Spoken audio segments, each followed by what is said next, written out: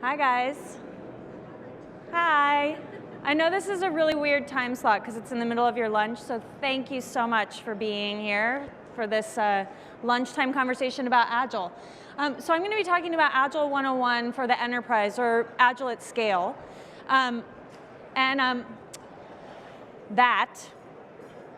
Okay, just in case. And me. My name is Weston Rowell, and I'm an Agile Fellow and an advisor at CA. I've been an Agile coach and transformation consultant for 8 years. I've worked at Rowell Software. We were acquired by CA this summer. And now I get the wonderful experience of working on CA's internal Agile transformation. If you were at the keynote this morning, you might have heard Mike Gregoire talk a little bit about that. So that's a little bit about my background. So I want to check in and see where you guys are at. So how many of you, either personally for yourself, or you might know somebody who thinks Agile sounds interesting, but maybe it's not for my organization. Maybe it won't work for us. Anybody know somebody who thinks that?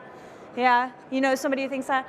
Or maybe Agile's a fad, like maybe we shouldn't jump on this boat, we're not sure, okay.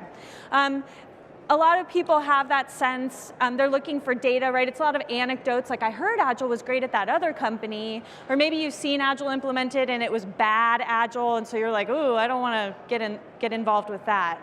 But I can tell you that we actually have the data that shows that Agile does work, and it can work for your business.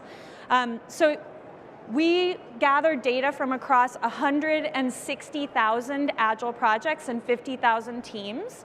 And that data helped us learn that with agility, you can improve quality by 250%. Who wouldn't want that, right? Cut your time to market in half, double your productivity, and figure out how to build teams that are balanced and actually perform with predictability. So these are things that can be true no matter what vertical you're in, no matter what type of business you're running, no matter what scale. And Agile as a practice is important, but what we're really talking about here is how you can deliver customer value faster. Agile, not Agile, at the end of the day, what we really care about is how are you getting your customers what they need and what they want. That's what we're really interested in. Because in today's market, it's a get ahead or get crushed kind of experience for a lot of businesses, right? That's a lot of what we're talking about at CA World, is this application economy and how fast it's moving. So when we think about what we're really trying to do by applying Agile practices, we're thinking about how do we get to sustainable shortest lead time from concept to cash. This is a value stream within your business. In looking at all of the things that have to happen from the moment that you identify an opportunity to the moment that you actually get benefit realization with your customers. All of that has to be part of how you think about agility, or you're not actually getting the real benefits. So we're trying to reduce that lead time from the moment when you know what the customer is asking for to the moment when they realize the benefit of your offer. In other words, how do you deliver customer value faster? That's what we're really talking about. So what is Agile within that context? How does agility help you do that more effectively? Well, an easy way to think about what is Agile is to compare it to something most people are familiar with, and that's Waterfall, or traditional development. How many people have seen Waterfall in action? Right, yeah, so we know what that looks like. And Waterfall, we call that a plan-driven approach, and the reason is that we start with a plan.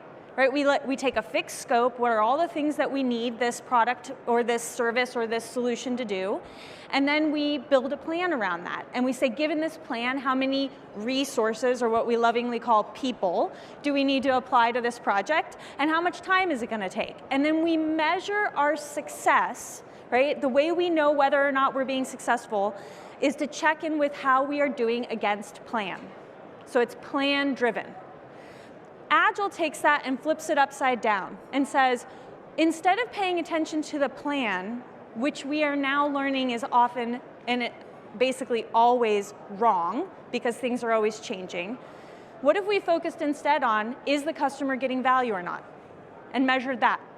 and then allowed ourselves to react to customer feedback, changing the scope as we go based on the new information that we have.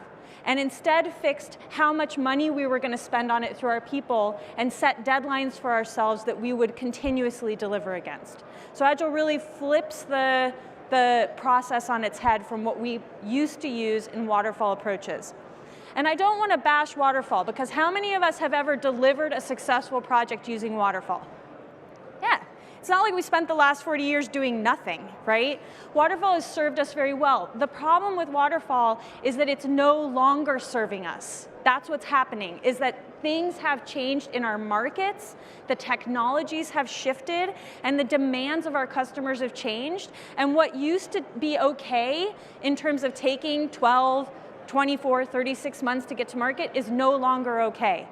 Our customers don't want that anymore. And so we have this long, large batch process that's very linear in flow, and now it's late. Now we feel like we're always late to market.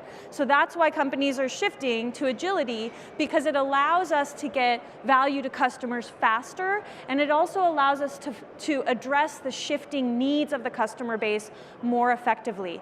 It makes change less painful. Anybody who's ever dealt with like huge lists of change requests knows what I'm talking about. If you're wondering, how does Agile compare to iterative processes? Some organizations use iterative processes. You may be thinking, well, we already work in iterations. We're working in shorter time frames. The difference is that Agile is really iterative and incremental. And what that means is we work in short time boxes and we deliver increments of the product regularly. And we do that so that we can get feedback. Because it's that feedback that's going to help us make small adjustments along the way and deliver more value to customers. Because they're telling us yes, no, maybe, something else as we go along. So Agile is an umbrella term. When the Agile Manifesto was written in 2001, there were lots of different methodologies at play, things like DSDM and XP, extreme programming. Scrum has become the most prevalent approach that we see across the Agile space. It's simple, it's simple, but I will caution you, it's not easy. It requires very high discipline from teams, but it is a simple approach, and so it's very popular. And Kanban, which was developed from lean manufacturing, if any of you come out of a lean background, is really gaining a lot of momentum and being adopted pretty regularly across teams as well. So this is a quick view of Scrum. Like I said, it's simple. And Scrum helps teams build in that discipline they need to focus on what are the highest priority items in terms of customer value, to get predictable by working in fixed time boxes. They either work in 2-week or 3-week time boxes, and they deliver those increments of value over and over again. So it builds those practices and those behaviors in the organization that get us to that iterative and incremental process. Kanban is about understanding how your work flows through the system today and creating visualization around that so that we can identify those places where we might be doing things that are slowing down how long it's taking to get value to the customer. So back to that sustainable, shortest lead time from identification of customer need to delivery. Kanban helps us visualize where are we getting stuck along the way. Where are we slowed down and what can we do to fix that? We call that identifying waste in our practices and removing it. So whatever practice teams are using, they're iterating, they're working in short time boxes, and they're delivering increments of value along the way. And when you need more than a single team to deliver your product to market, how many of you have that situation? More than 10 people to get the products that you need out? Just a couple of you? Yeah, sure. You scale. And what happens at scale is that we put together teams of teams and we synchronize them on the same cadence. They're working on the same time boxes so that they're delivering organized pieces of value together.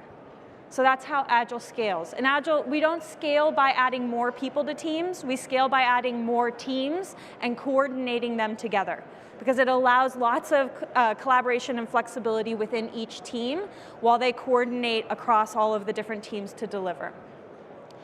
And Agile can scale all the way from teams to the portfolio and beyond. So Agile Practice is not something that only teams and developers can use. It's something that businesses can use to really shrink that timeline down.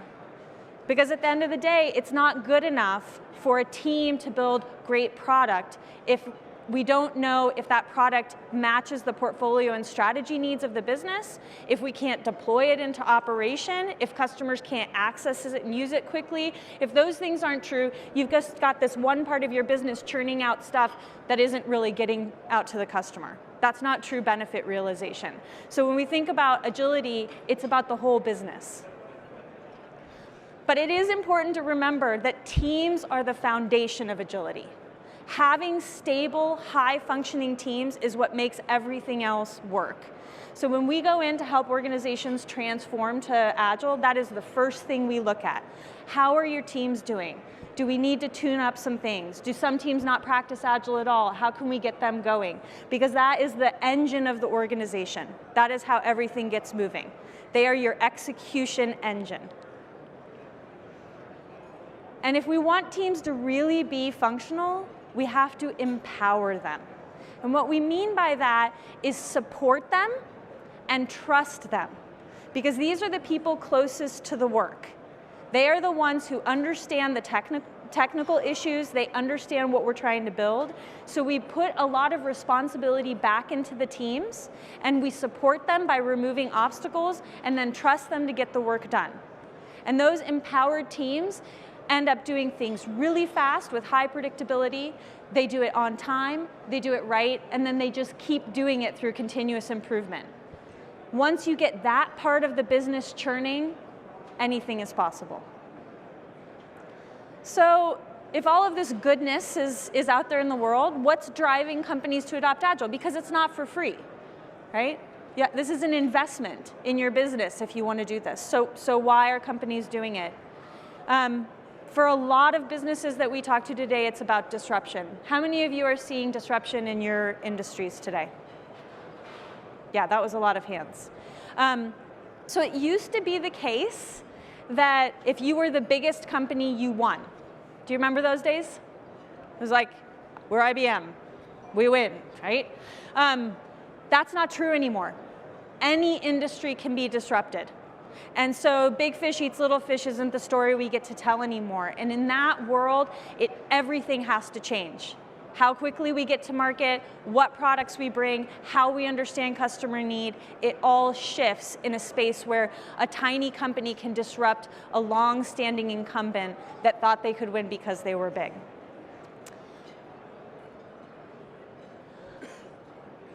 Forrester just came out with this report this month, and it really echoes what we see when we work with our customers around the disruption that's happening through digital technologies and the ability of companies to respond being greatly enhanced by agility.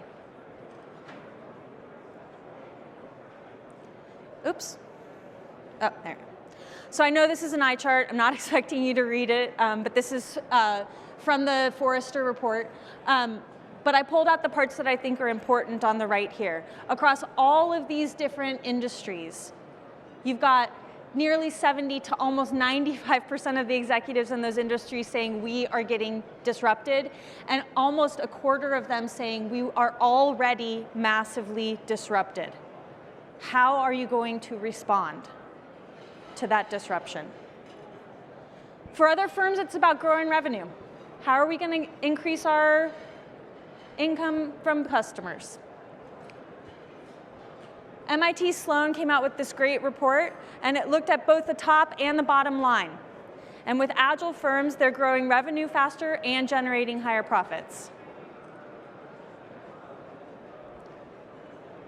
For some companies, it's about how do we respond to the market? How do we respond to our customers' changing needs and stay relevant to them? Again, the industry is telling us Agile firms are the most equipped to respond. They have the best ability to take that information, that feedback in, and make the changes that customers need. So I know what some of you are thinking. You're like, Rachel, that sounds really nice. But I'm pretty sure Agile is just for those cowboy, coder, small team startup companies. You have not convinced me otherwise.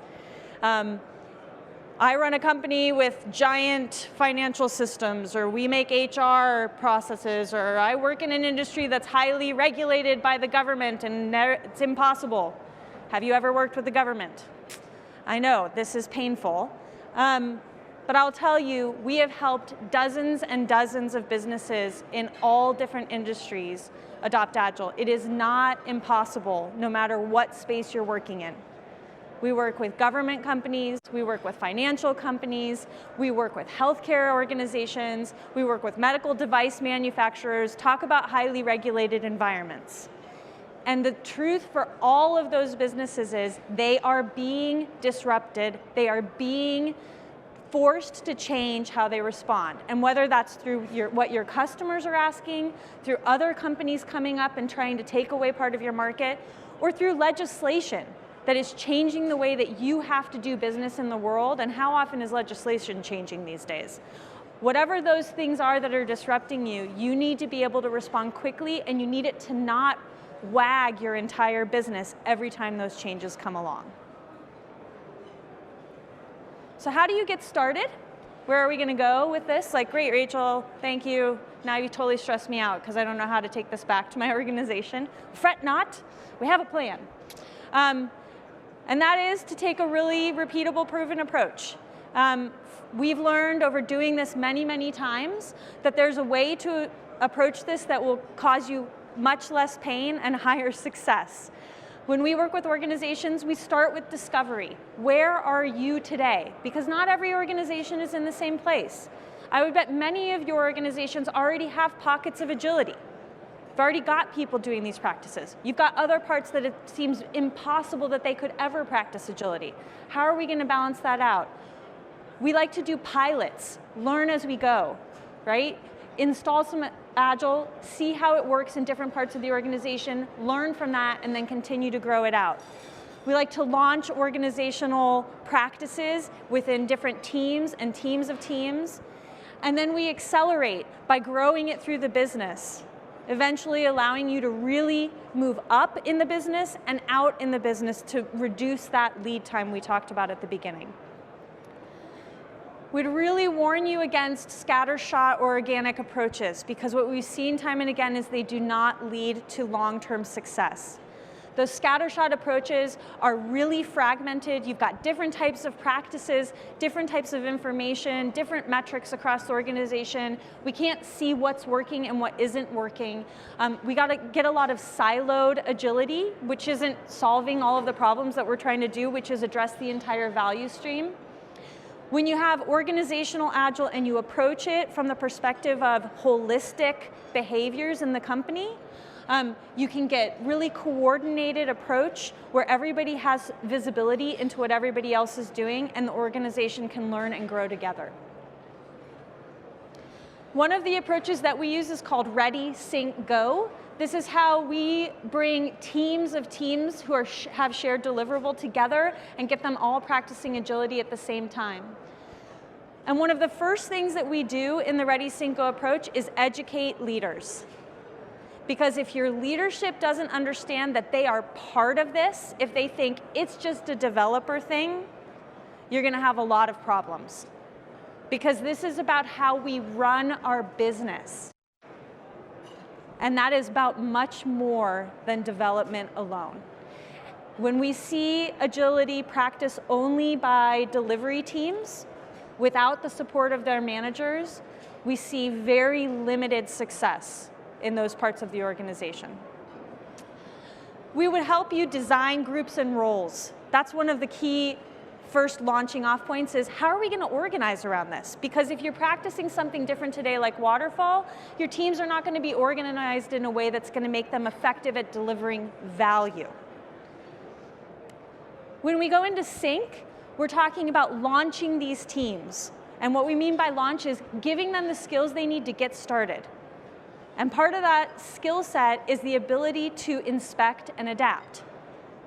You learn enough about Agile to try it, and then that team can say what's working for us and what isn't working. And that is a skill that they will carry with them forever.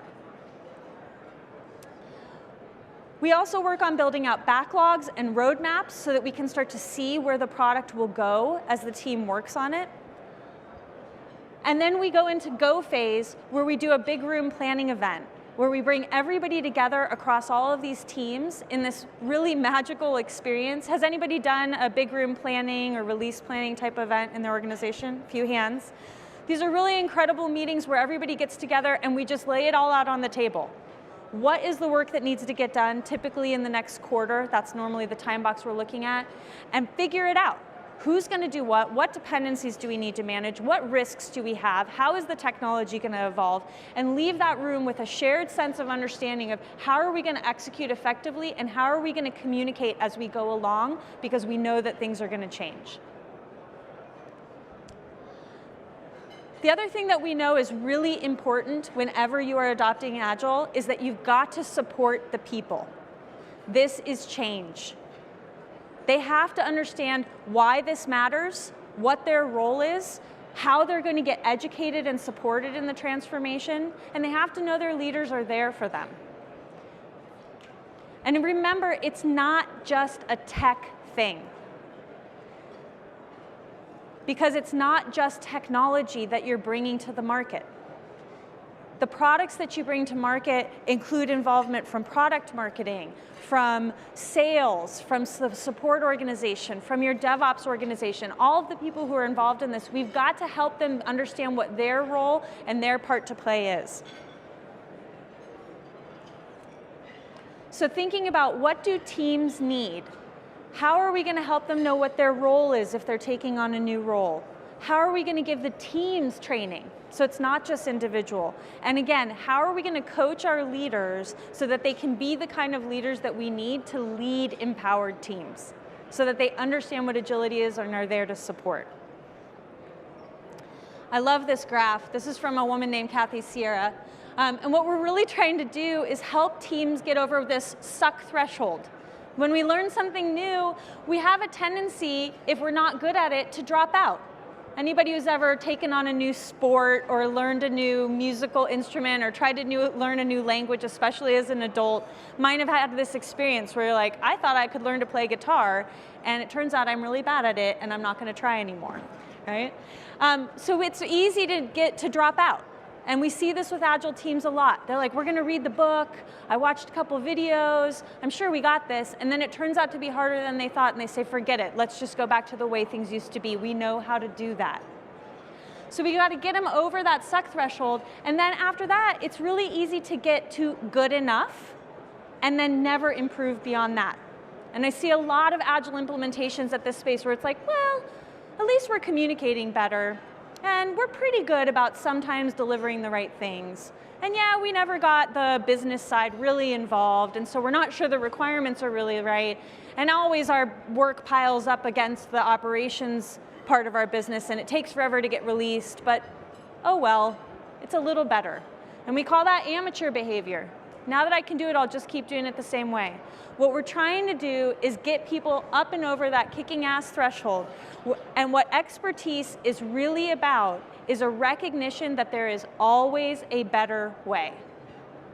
True experts are not people who've reached some sort of pinnacle on top of the mountain and been like, well, I never have to practice this again. Real experts recognize, I practice every day and I'm constantly learning and evolving and growing. And that's the kind of behavior that we want to instill in our organizations. That's what makes great companies. And that has to come from every individual on every team and from every executive in the C-suite. That is an organizational shift.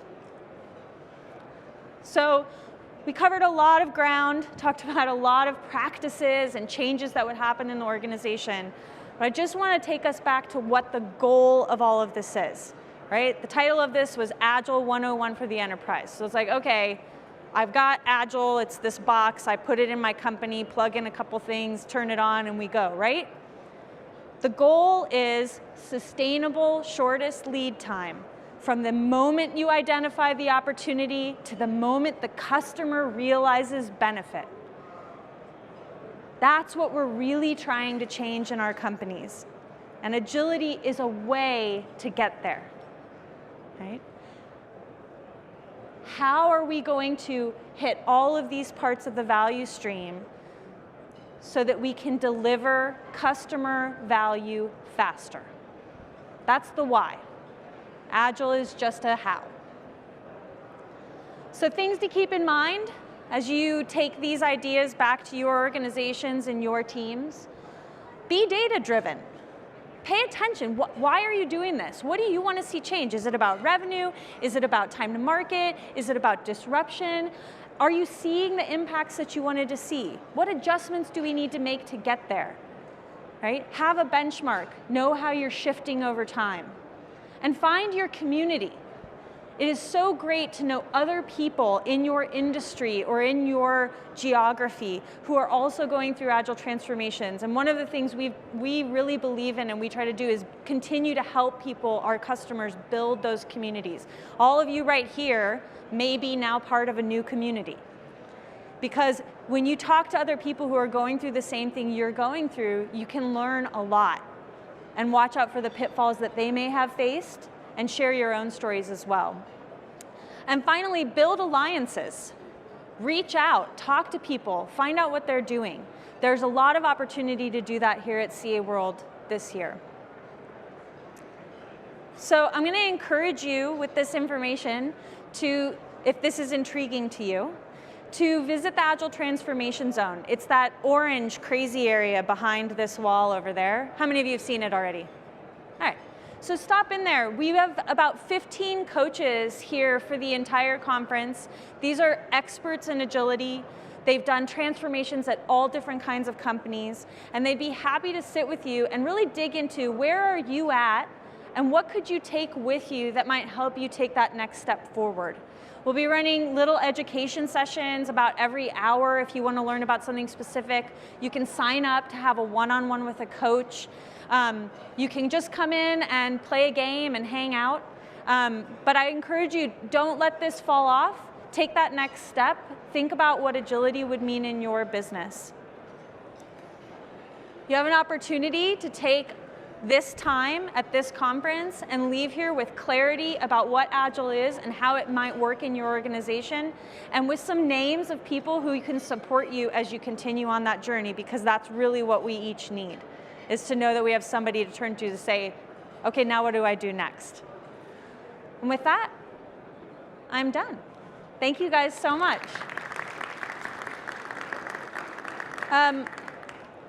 If you want to ask me any questions, I'll just hang out and be up here, and you can come over here and talk to me, because I don't think we have the mic set up for that. Thank you, guys.